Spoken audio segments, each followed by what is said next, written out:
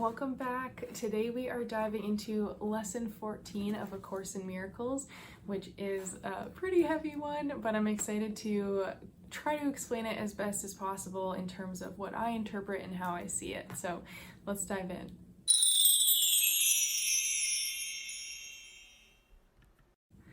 Hey, welcome back to another video. My name is Kara Michelle and I'm here to help you live your truth, and I am so grateful that you're here joining me on A Course in Miracles and working through this beautiful, dense, heavy, and life-changing text. So today's lesson, lesson 14, says God did not create a meaningless world.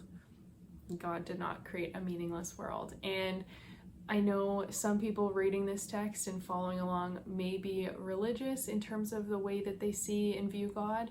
Some people won't, and I just want to kind of preface as I go into this, please take this in your own interpretation, whatever feels best for you.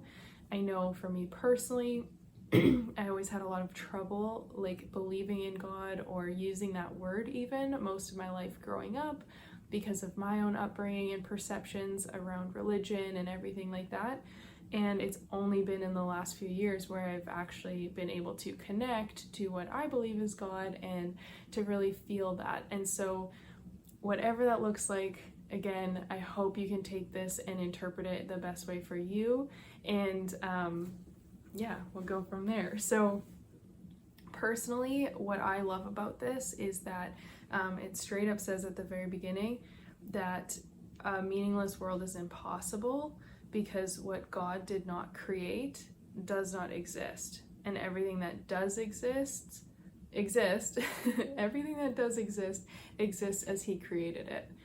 And so what I think is so powerful about this is that, you know, as it gets into the lesson itself, looking at some of the negative things in the world, like war or like disease or like struggle, a lot of times we do believe that there's like a lack of God when we see that. Like I gave the example a few videos back with the natural disaster in Haiti and how I thought, how could God do this, you know? Or even after some of my own struggles, losing my brother, I was like, there's no way a God exists and would do this because that's so horrible, and like why would anyone have to deserve and go through this, right? But what I think is so interesting, and I'm probably going to bring in a lot of different perspectives, my own personal perspectives and experiences into this video, but I think it's really powerful to realize that a lot of the things that are negative in this world, or what we would call negative, the disease, the wars, the struggle, a lot of those things really are concepts of the mind, or they are created because of the mind and because of fear. So if we look at wars, for example, the only reason wars exist is because they're coming from a place of fear and they're coming from a place of the ego. So there's this fear around someone else being bad or someone else who's going to cause harm.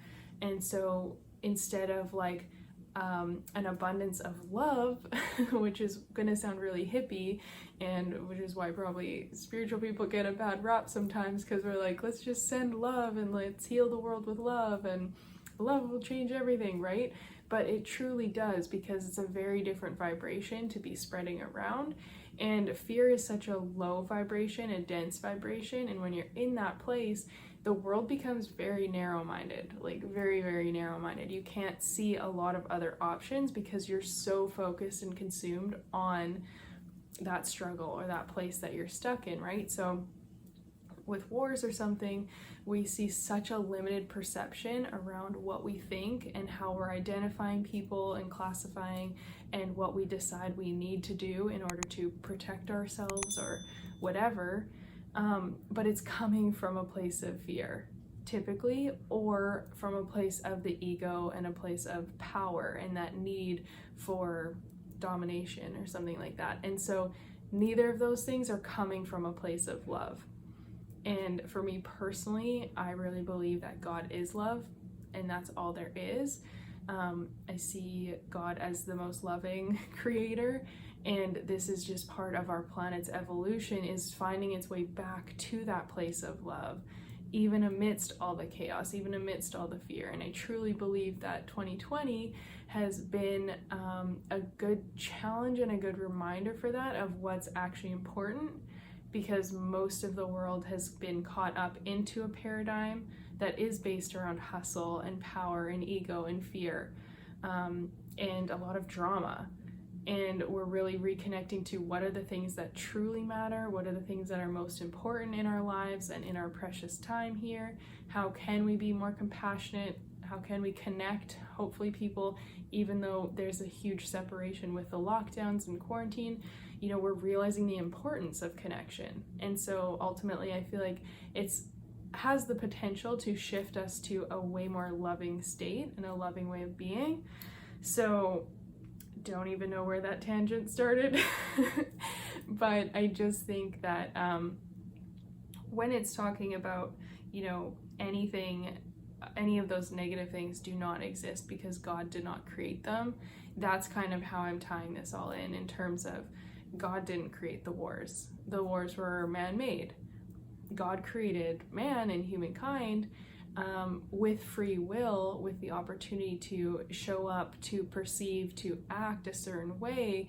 And I really truly believe that unfortunately mankind has just been brainwashed and programmed in a very negative, ego-driven, forceful way, and a fearful way. And so as we come back to love, as we come back to that connection to our true selves, to one another, and to God, source, universe, to that higher power, when we connect into that place of love, a lot of these problems on the planet would be eradicated. Louise Hay has one of the most beautiful quotes that she's talking about abundance, and she's talking about how, you know, there isn't poverty because there's a lack of abundance. You know, we have more than enough resources on the planet. We have more than enough money on the planet to fully eradicate poverty and hunger. So why hasn't it happened? It's not due to a lack of resources, it's due to a lack of love. And every time I hear that quote, I forget what audiobook it's from, but every time I hear it, I get chills because I'm like, it's so true. So many of the problems in the world would be fully solved if we had more love, if we just lived from a place of love instead of, again, that fear or that desperation or that hustle or that need to have everything for ourselves. And another example, even when it comes to disease, there are so many different cures and natural remedies out there for countless diseases and health issues.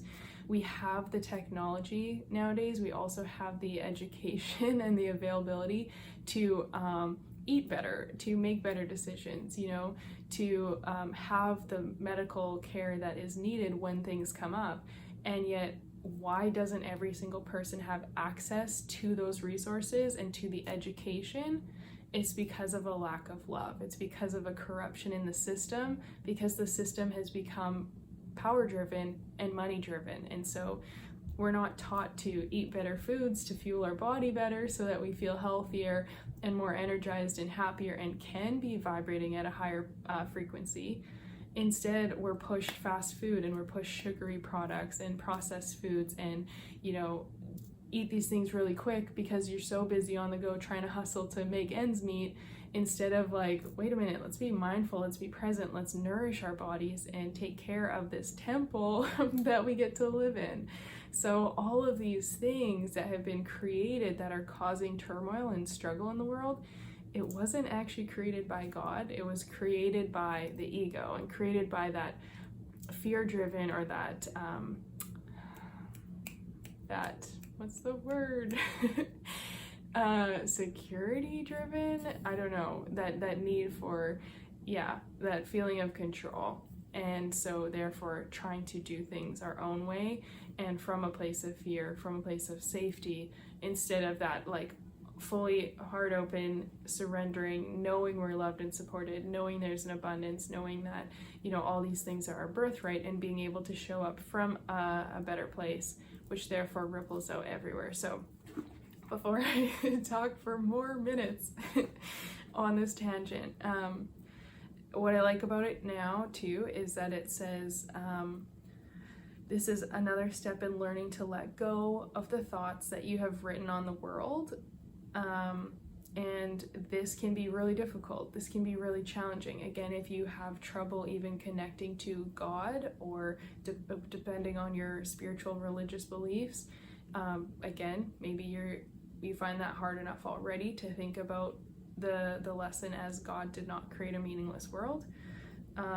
But you will, this, as it says, this has the power to bring a lot of salvation in the understanding that God did not create a meaningless world. And I think what comes to mind for me right on that part is like, God is love, and God truly has the best intentions. And these things were not created to cause more suffering or to cause more struggle.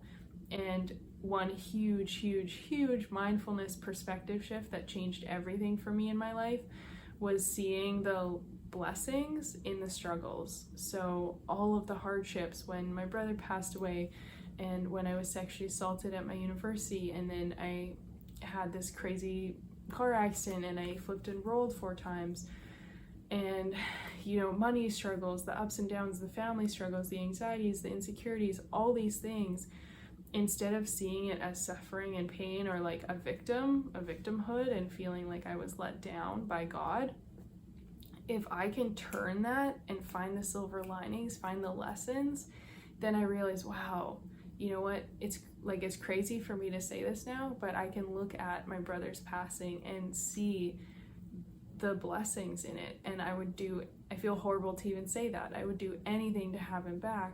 And I also know I would not be the person I am today were he still here. And I wouldn't have done a lot of the things I've done. My life would be totally different in some good ways and some bad ways as well, because I don't think I would have found myself or ended up where I am right now if he were still here. And so when we can find the silver lining, it's a lot easier to then stop pointing the blame at God and saying like God is evil or the creator is so bad because look at what they've done, or look at what they've taken from me. And you actually start to see that there are blessings in these things. And that's where I mentioned the mindfulness shift around what is this teaching you and what can you take from this? How is this really horrible, tough time actually serving you and serving your evolution? And if you can start to find that in your life, you will notice so many doors opening up for you, and you will be able to show up in a better place from love and continue to ripple out and spread that to those around you. So it really changes everything, and it all starts from up here, as per usual.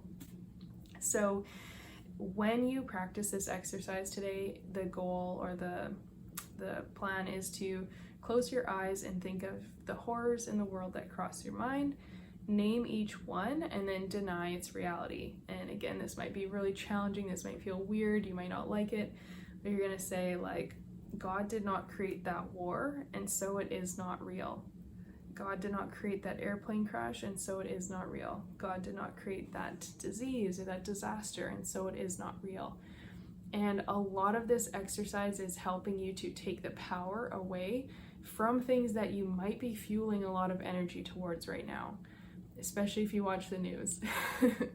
Pro tip, stop watching the news, because it's just fear-based and it's just gonna fuel your focus on negative things that keep you down. So like, God did not create those things, and so in a lot of ways they're not real. They're creations of a fear-based mind, right? They're creations of a lack of love. Ultimately, they would not exist if everyone were living from a more loving place, if everyone were living the way they were intended to live here on this planet and the way that God intended for us to be. So there's so much more in this, because obviously this human existence has a lot of duality. We wouldn't understand the good without the bad. And so I don't want to get into that, because that's going to probably contradict a lot of the things that I've just said. I just wanted to acknowledge that in terms of like, yeah, we can't understand fear unless we understand love. And we can't understand the really deep hardships unless we also can understand the blissful joy and all the beautiful things around us. So there is a need for both in order to understand and fully appreciate the other one, right? And I believe I talked about that in a previous lesson. I have no idea which one it was, but go back and check it out if you want to.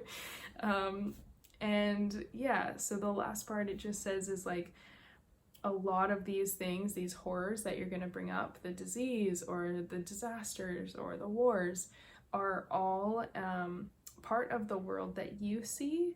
And some of these are shared illusions, as in things that other people see and feel as well. And some might be part of your personal hell. It does not matter. What God did not create can only be in your own mind apart from his. Therefore, it has no meaning. So at the very end of this, you're going to just end it by saying God did not create a meaningless world.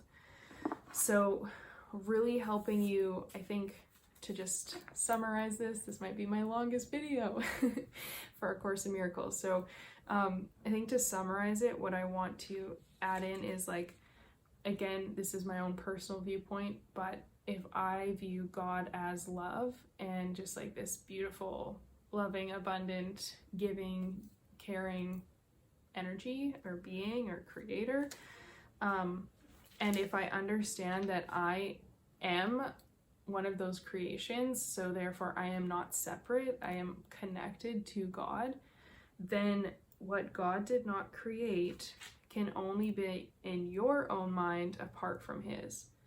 So the fear, the focus on all of these negative things can only be an illusion or perception when I am separated from God.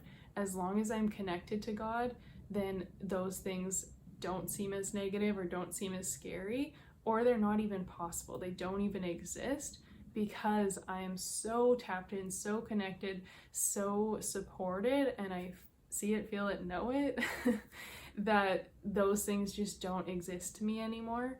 And yeah, there's no separation to even allow that to be a perception or to be a thought that God created this really bad thing, or God did this and, you know, is punishing all of us, or whatever it looks like. So bringing that connection in allows you to see God did not create a meaningless world. It's just the mind. It's just the mind focusing, creating stories and perceptions, and living from a place of fear that makes things seem terrifying or fearful or meaningless. And so we have that power to shift the more we connect to ourselves and to God. So I'm gonna leave that here. Thank you so much for watching. If you enjoyed this video, please make sure to hit the thumbs up, subscribe, turn on the notifications so that you're notified every time I release a new video. And please feel free. I mean, this is a deep, kind of heavy one. And again, by no means do I think I know fully what this lesson was about. And it is very open to interpretation and different perceptions. So I'd love to hear your thoughts on this as well. If you resonated with anything I said, please share it in the comments. And if you have different takeaways from this lesson, please share it in there as well, so I can just connect and check in with you. And I will see you on the next video as we dive into lesson 15 tomorrow. Bye now.